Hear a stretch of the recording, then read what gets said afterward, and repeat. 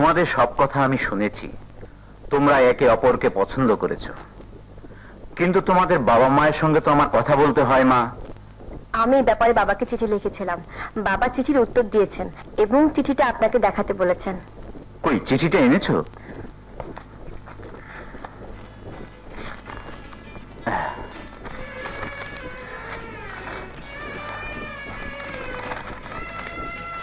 আমার চশমাটা তো তুই পড়তো। মাই ডিয়ার ডটার, তোমরা দুজন ছেলেকে পছন্দ করেছো শুনে আমি খুব খুশি হয়েছি। যদি পারো তো বিয়ের পরেই ওদেরকে নিয়ে বেড়াতে চলে এসো। আর ছেলের বাবা মা যদি আমার কথা বলে তাহলে আমার চিঠিটা ওনাদেরকে দিয়ে আমার সালাম দেবে আর বলবে এই বিয়েতে আমার আর তোমার মায়ের কোনো আপত্তি নেই। ইতি তোমাদের বাবা মা।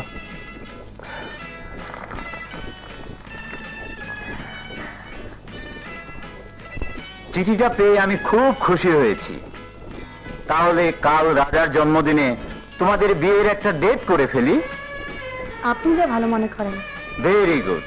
আর হ্যাঁ, কাল থেকে তোমরা আর হোস্টেলে নয়, বিয়ের আগ পর্যন্ত আমার এখানেই থাকবে। আপনি যা ভালো মনে করেন। কিন্তু বাবা, বুবু তো এখন এলো না। বুবু এসে ওদেরকে দেখার কথা। আমার মনে হয় বুবু কোনো অসুবিধায় পড়েছে। হতে পারে। চল আমরা গিয়ে বুবুর খোঁজটা নিয়ে আসি। চল।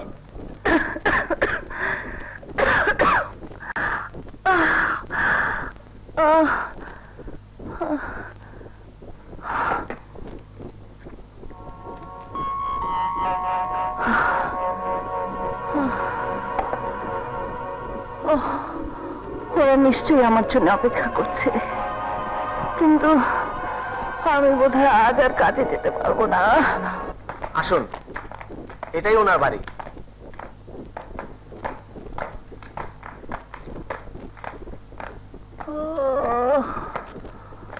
বুবু, বুবু কি হয়েছে? তোমরা?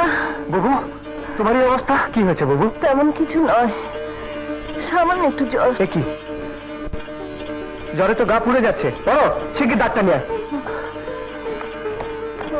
এসো বুবু।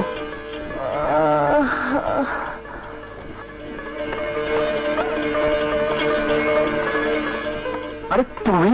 হ্যাঁ, এখানে একটা কাজে এসেছি। আচ্ছা, এখানে কোনো ডাক্তারখানা আছে? ডাক্তারখানা? হ্যাঁ আছে।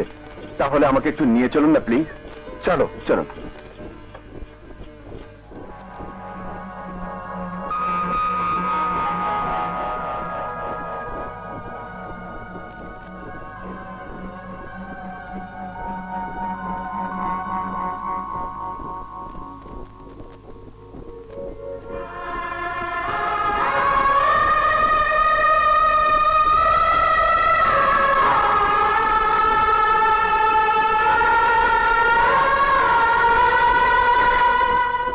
এই ওষুধগুলো আনিয়ে খাইয়ে দেবেন, জ্বর চলে যাবে।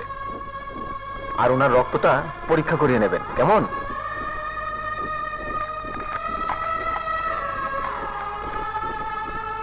আসি? জি আচ্ছা।